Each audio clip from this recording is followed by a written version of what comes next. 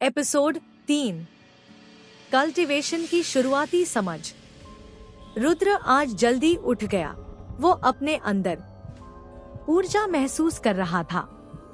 उसने पिछले दिन अपने नए घर की खोज करने, मार्शल आर्ट और रणनीति पर पुस्तकों को पढ़ने में बिताया था। हालांकि आज का दिन अलग होने वाला था।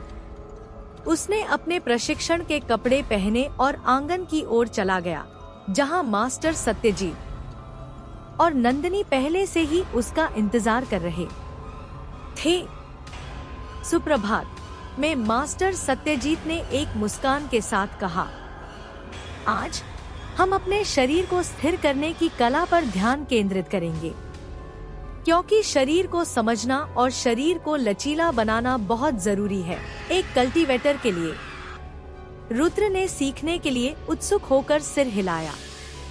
वह हमेशा इस बात से रोमांचित रहता था कि कैसे कुशल मार्शल आर्टिस्ट सहजता और सुंदरता से आगे बढ़ते हैं और कैसे वो इस काम में महारत हासिल करने के लिए दृढ़ संकल्प रहते हैं। अपनी सीट पर लौटने और फिर से पढ़ाई शुरू करने से पहले मास्टर सत्यजीत ने नंदिनी को कुछ निर्देश देकर रुद्र की देखभाल करने को कहा। नंदिनी ने रुद्र को उसके शरीर के संतुलन, लचीलेपन और समन्वय को बेहतर बनाने के लिए डिजाइन अभ्यासों को शुरू किया। उसने सरल स्ट्रेच और वार्म अप से शुरुआत की और कार्टव्हील और फ्लिप जैसी बहुत हार्ड अभ्यास गतिविधियों को भी किया। जैसे ही रुद्र को डस की समझ आने लगी तो वह उत्साहित महसूस करने लगा। वह हमेशा से एक एथलेटिक रहा था, लेकिन यह अलग था।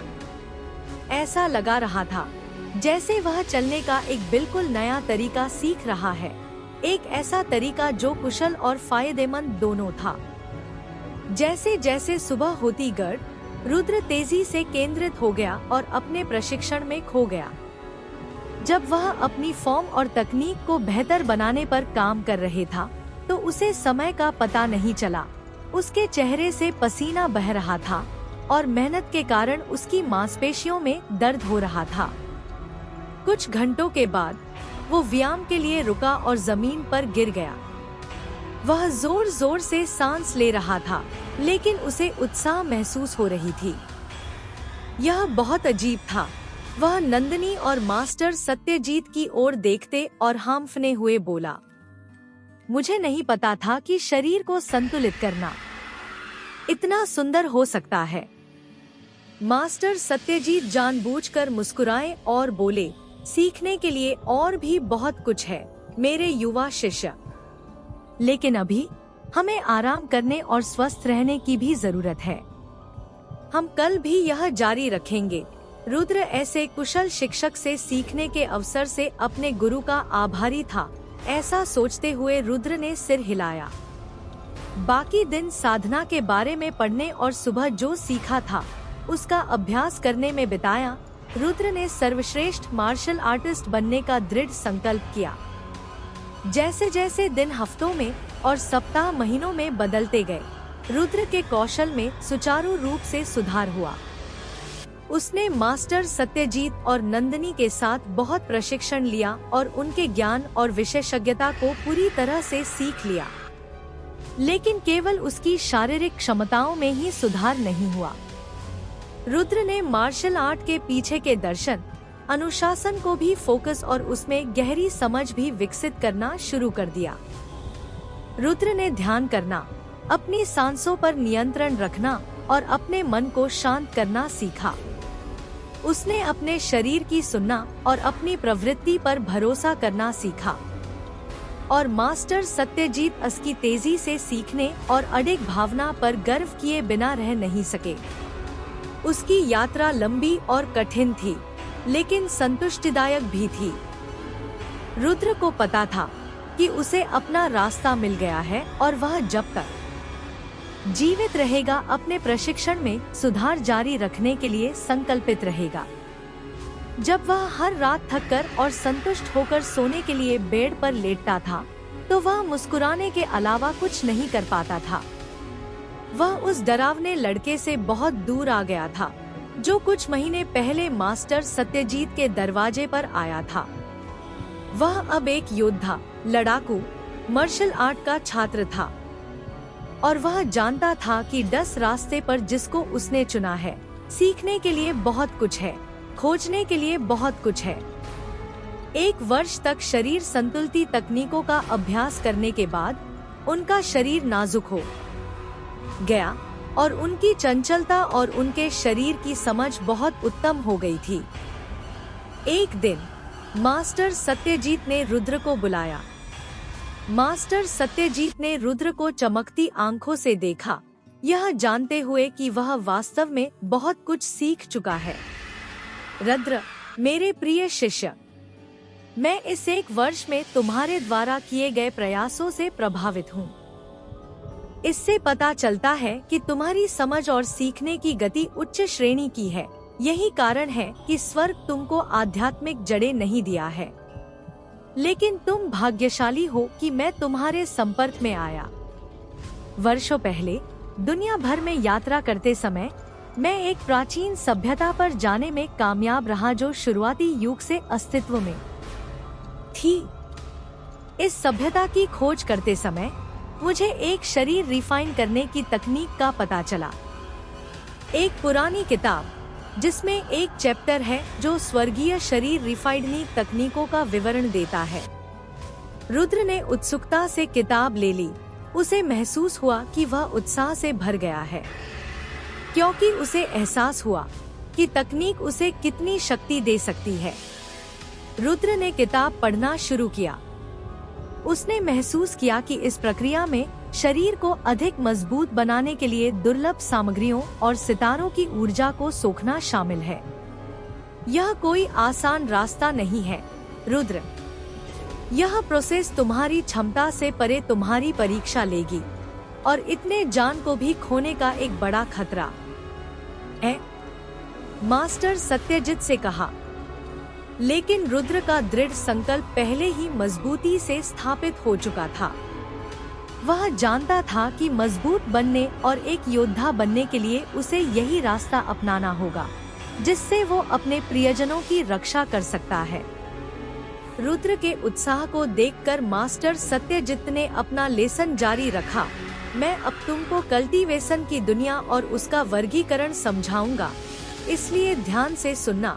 मास्टर सत्यजीत एक बुद्धिमान और अनुभवी योद्धा थे जो साधना की रहस्यमय आर्ट के ज्ञान के लिए प्रसिद्ध थे। रुद्र के गुरु के रूप में यह उनका कर्तव्य था कि वे अपने शिष्य को सच्चा गुरु बनने के लिए यह ज्ञान प्रदान करें। उन्होंने बताया कि कैसे एक कल्टीवेटर सबसे निचले स्तर से शुरुआत करेगा, अपनी ऊर्जा का उपयोग करना और अपनी गतिविधियों को नियंत्रित करना सीखेगा। वहां से वह उच्च स्तर तक प्रगति करेगा, नई क्षमताओं को अनलॉक करेगा और दुनिया की वास्तविक प्रकृति को समझेगा। मास्टर सत्यजीत ने रुद्र को प्रत्येक ऊर्जा स्तर के लिए उचित रूप और तकनीक दिखाई। उन्होंने उसे याद दिलाया कि अधिक उन्नत तकनीकों की ओर बढ़ने से पहले शुरुआती चीजों में महारत हासिल करना आवश्यक है। उन्होंने उसे साधना के 3 महत्वपूर्ण क्षेत्रों के बारे में भी सिखाया, नश्वर, अमर और दिव्य। उन्होंने बताया कि कैसे हर एक क्षेत्र समझ और शक्ति के एक नए स्तर को प्रदर्शित करता है, कैसे एक साधक को एक क्षेत्र से दूसरे क्षेत्र में प्रगति करने के लिए बाधाओं और चुनौतियों को पार करना होता है। जैसे ही रुद्र ने इस ज्ञान को समझ लिया, उसे कल्टीवेशन की प्राचीन आर्ट के प्रति विस्मय और सम्मान की भावना महसूस हुई। वह देख सकता था कि यह केवल शारीरिक शक्ति या IQ के बारे में नहीं है, बल्कि ज्ञान, धैर्य और दृढ़ता के बारे में भी है। मास्टर सत्यजीत ने कल्टीवेशन क्षेत्र के वर्गीकरणों को आगे समझाया। उन्होंने रुद्र को समझाया, नश्वर क्षेत्र साधना का पहला चरण है। यह वह क्षेत्र है जिसमें सामान्य लोग रहते हैं, प्रकृति के नियमों से बंधे हुए और अपने भौतिक शरीरों द्वारा सीमित। कल्टीवेटर अपनी ताकत, सहन शक्ति और मानसिक समझ को बढ़ाने के लिए अपने शरीर और दिमाग को इस क्षेत्र में प्रशिक्षित करते हैं। वे अपने दिमाग को शांत करने और अपनी ऊर्जा को केंद्रित करने के लिए ध्यान और तकनीक सीखते हैं। अपनी और दूसरों की रक्षा के लिए मार्शल आर्ट और हथियार चलाने का अभ्यास करते हैं। इन्हें नौसिखिया, प्रशिक्षु, यात्री, विशेषज्ञ और मास्टर जैसे चरणों में विभाजित किया गया है।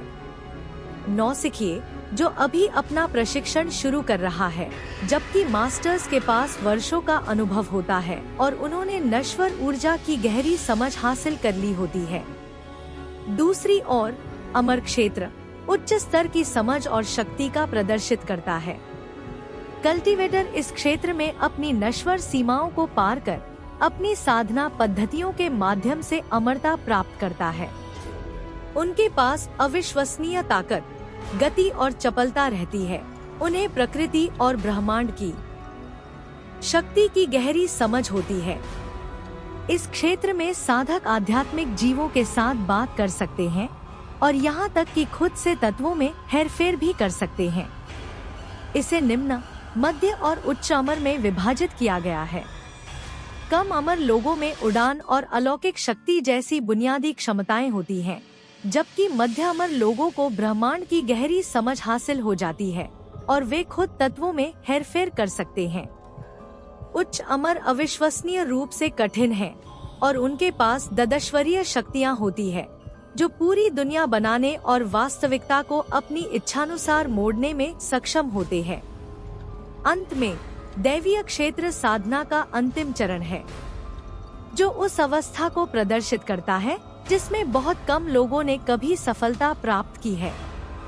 इस क्षेत्र में कल्टीवेटर की समझ और शक्ति उस स्तर तक पहुंच गई होती है जो ईश्वरीय सीमा है। वे वास्तविकता को नियंत्रित कर सकते हैं, अपनी इच्छानुसार दुनिया का निर्माण और हेरफेर कर सकते हैं। उनके मन असीमित और उनकी आत्माएं स्वतंत्र हो जाती है। नश्वर संसार और उसकी सीमाओं से मुक्त हो जाते हैं। हालांकि कल्टीवेशन के चरण और भी अधिक दुर्लभ हैं। साधकों का केवल एक छोटा सा हिस्सा ही इस दायरे तक पहुंच पाता है और जो ऐसा करते हैं उन्हें दिव्य प्राणी के रूप में जाना जाता है। इस दायरे में दिव्य प्राणियों को छोटे, बड़े और सर्वोच्च में विभाजित किया गया है। कम दैवीय प्राणियों के पास किसी व्यक्तिगत तत्व या शक्ति पर दश्वर के समान शक्तियां होती हैं। इसकी तुलना में महान दिव्य प्राणियों में ब्रह्मांड की गहरी समझ हासिल होती है और एक सीमित सीमा तक इसमें हेरफेर कर सकते हैं। हालांकि सर्वोच्च दिव्य प्राणियों के पास अकल्पनीय शक्ति होती है, जो एक ही सोच से पूरे विश्व को बनाने और नष्ट करने में सक्षम होते हैं। रुद्र को यह सब बताने के बाद मास्टर सत्यजीत ने उसे ये सब जानकारी बताने के लिए कुछ समय दिया। आगे क्या होगा? क्या रुद्र समझ पाएगा अपने गुरु के सभी बातों को, या इतना कठिन रास्ता देख पीछे हट जाएगा? जानने के लिए सुनते रहिए रुद्रा, अ प्योर वॉरियर, सिर्फ डार्विन साहू आयन आजे डीके चैनल पर।